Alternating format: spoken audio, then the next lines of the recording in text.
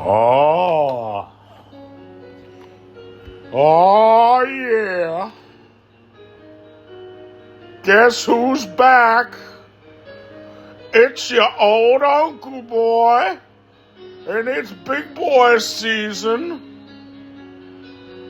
Summer 2026 all in this mug. It's been a while, fam. And guess what? Some people want to talk, but guess what? I don't want to talk about the things we've gone through, though it's hurting me. Now it's history. I've played all my cards, and that's what you've done too. Nothing more to say. No more ace to play. The winner takes it all. The loser standing small beside the victory. That's a destiny. I was in your arms, thinking I'd belong there. I figured it made sense, building me a fence, building me a home, thinking I'd be strong there, but I was a fool, playing by the rules. The gods may throw a dice, their minds as cold as ice, as someone way down here loses someone dear. The winner takes it all, the loser has to fall. It's simple and it's plain, why should I complain? But tell me, does she kiss like I used to kiss you? Does it feel the same? Oh, when she calls your name, tell me, somewhere deep inside. Oh, you know I miss you, but what can I say? Oh, the rules, they must be obeyed. The judges will decide. The likes of me abide. Spectators of the show, always staying low. The game is on again. A lover or a friend, a big thing or a small, the winner takes it all. I don't want to talk if it makes you feel sad, and I understand. You've come to shake my hand. You come to dap me up, and I apologize. I'm sorry if it makes you feel bad, seeing me so tense. No self-confidence. You see, the winner takes it all. The winner takes it all, motherfucker. That's right. The winner takes it all. Yeah, well, hey, look at this shit, huh? Here we are again, kids. It's the year of our Lord 2026. It's August 8th, as I'm recording this. It's a Saturday. Hopefully gonna get this out today. Hopefully putzing around doing my damn thing. You've been good? I've been good. Let's see, it's been a whole year since I made one of these. I believe I made one of these in like last summer. Right before my life kind of went through a little bit of a whirlwind.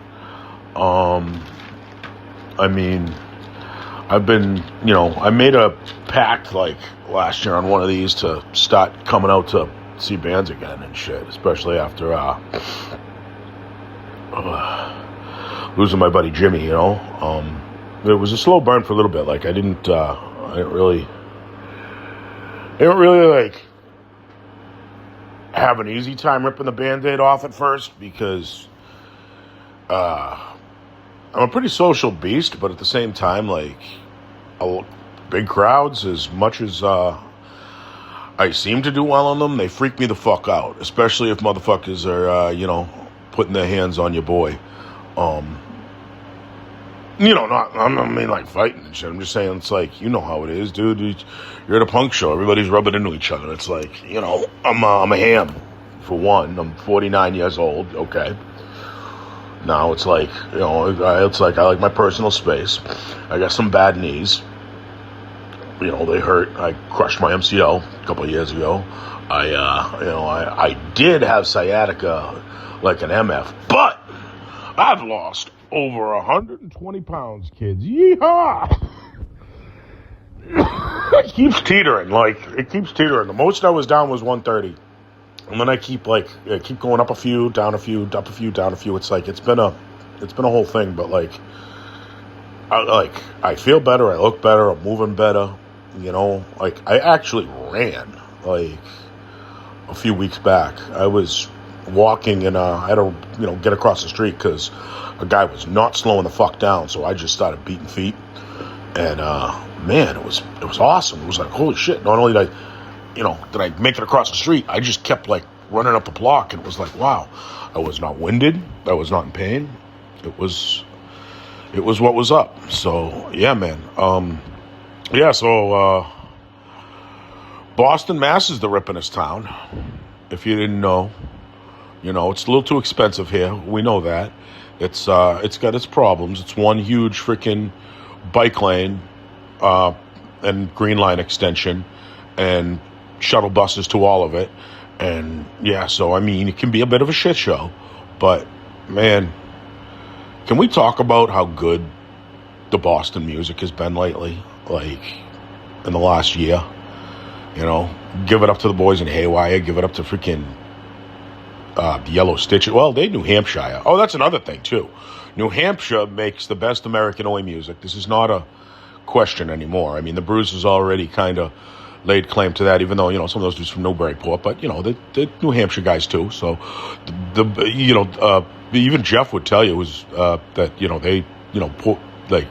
they were just as much entrenched in New Hampshire as they were Mass. I saw them at the Middle East the first time, so I always thought they were local in the sense that they were regional.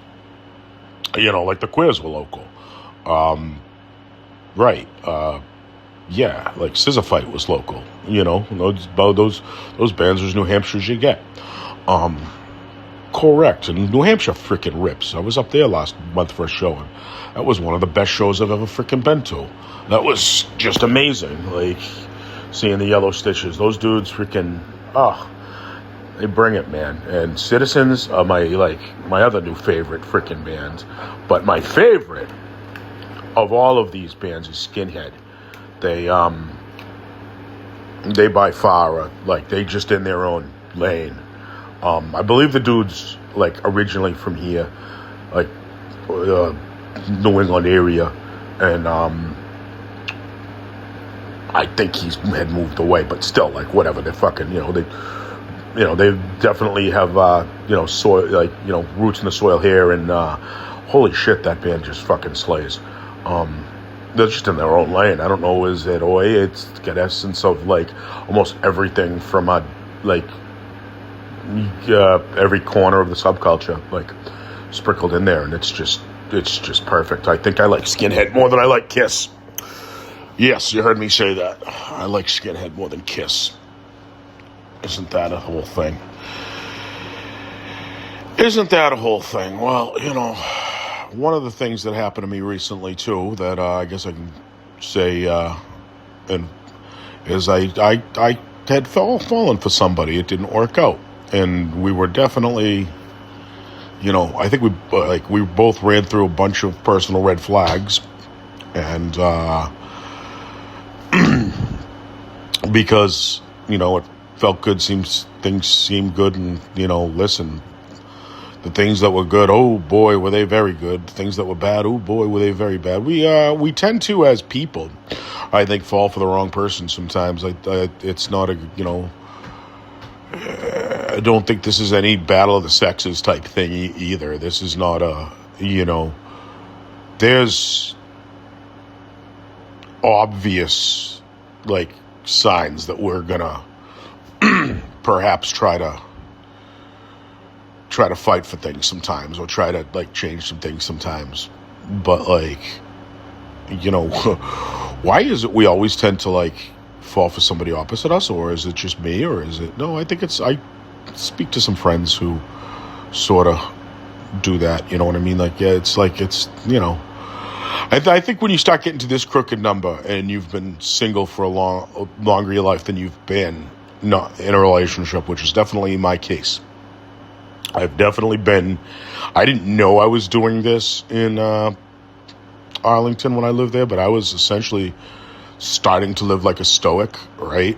So I was out there for about 6 years. Probably only about like a year and a half of that I was with somebody, okay? The rest of the time I was a single guy.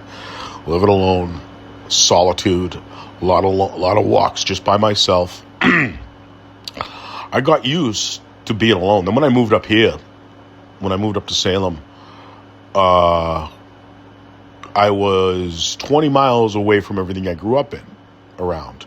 And when you don't drive, that's like dropping me in another planet almost, I guess. So I did a lot of that up here too. It was great, like introspective, but I wound up making a cocoon for myself of bad food, bad choices, man, and ballooned up to way too big and unhealthy a place. I'm working on that though.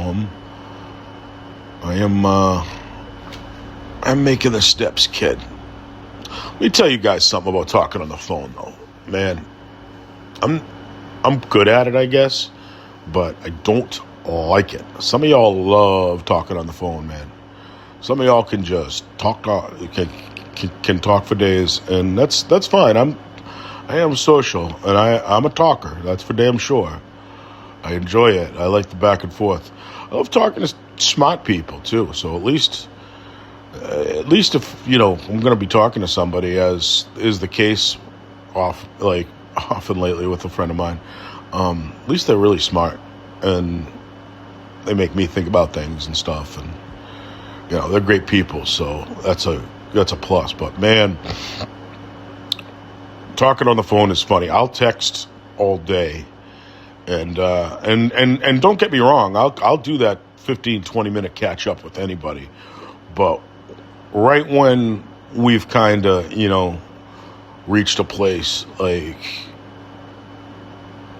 it's okay, let's get off the phone, let's go do something. So yeah, man, some folks can just talk, man. God bless you is all. I see it. My mom can do that. You got other people in my family that can do it too. Me, I'm just like, all right, I got to keep it moving. That's just me. I think it's probably my ADD, my ADHD, that I got diagnosed with it like way too late. Would have helped to know. Maybe I wouldn't have been such a juvenile delinquent, but at the same time, I'm kind of psyched the way things worked out. Your 49-year-old Uncleboi is sitting here at and dude, Salem, let me tell you, Salem is awesome. I love this place, man. I'm so happy I settled up here. Kid from the Ville, I really was very sad about the idea of being priced out. When I saved up to buy something, I didn't have a lot of money. You know what I mean? I had a little nut that I saved for about a year. I got to crash with my parents, and God bless them, because they put up with your boy. At 39, I had to move back in with my folks, and it was not fun. And I'm sure I was a cranky bitch for most of it. I tried to definitely make the best of it, and my mom's my best friend and all that. Me and my dad have a complicated relationship. It's good. It's not like it was ever bad. He loves me. He's a good dude. But, he's an old Summer guy. He likes to let me know I've been an idiot. I've been an idiot my whole life, and I'm still an idiot in his oh so subtle way. But yeah, so they put up with my ass for a year, and I wound up saving a nut to get something on the North Shore, which I was hoping more Revere, Winthrop area, Malden, to try to get to work easier, but that didn't exactly pan out. I didn't like anything around there, and this place in Salem has been a freaking godsend, man. My place rules. I love it here. My dream is hopefully in 15 years when I can tap out, I can get a place either in the swamp or the desert for the winters and live warm there after the baseball season is over.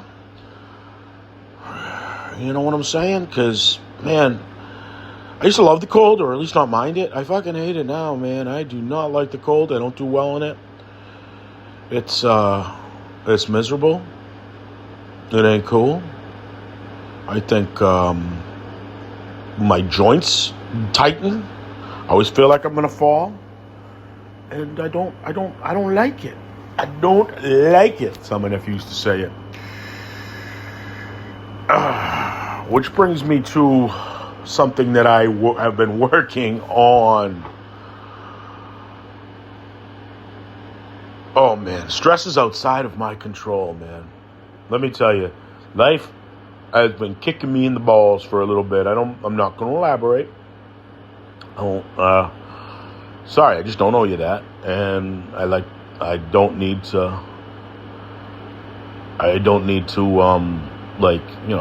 some shit. I'm gonna keep close to your chest. Your Uncleboi is an open book for the most part. Okay, the old Uncleboi is definitely an open book. I'll tell you what you want to, what you want to know. But there's details I'm not gonna fucking just throw out there that only my nearest and dearest know. And yeah, life can kick you in the balls sometimes. And I feel like I've gotten a few good kicks in the last year and change. But all of it I can't control. You know what I'm saying? So when things are outside of your control, man, that's the hardest stress to deal with, I think. Because you can't put your hands on it, and you can't. You're saying like, all right, let me try to fix this. How can I fix this? You can't. There's not, you can't fix something. It's outside of your control, dude. You've got to let the chips fall where they may and be at the mercy of the gods, man. And it can be lonely. It can be frustrating. It can be, it can suck. It can suck the life out of you. The most positive people sometimes have to really grind it out on that. And, my default is not positive. I try to be positive for y'all folks. I try to, and for anybody who comes at me, man, I try to always, you know what I mean? Quick with a hug, quick with some uplifting words or something like that. I'm no motivational speaker or anything per se. I'm no, you know what I mean? Like